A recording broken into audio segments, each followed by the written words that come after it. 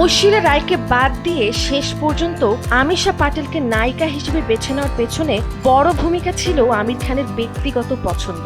Mangal Pandey the rising ছবিতে নায়িকা নির্বাচন নিয়ে শেষ মুহূর্তের এই পরিবর্তন আজও সিনেমা প্রেমীদের মধ্যে আলোচনার বিষয় হয়ে আছে।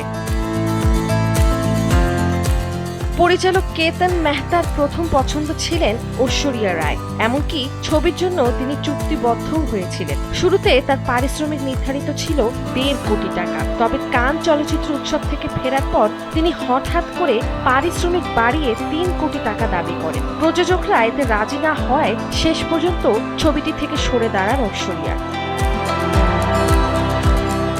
এরপর পরই ছবিতে সুযোগ পান আমিষা পাটেল। তিনি জানান, একটি সাক্ষাৎকারে তাকে দেখে আমির খান তার বুদ্ধিমত্তায় মুগ্ধ হন এবং সেখান থেকেই এই চরিত্রের জন্য তাকে বিবেচনা করা হয়। এর আগে লাগান ছবির জন্য তাকে ভাবা হয়েছিল, কিন্তু চরিত্রের সঙ্গে মানানসই না হওয়ায় তখন তাকে নেওয়া হয়নি।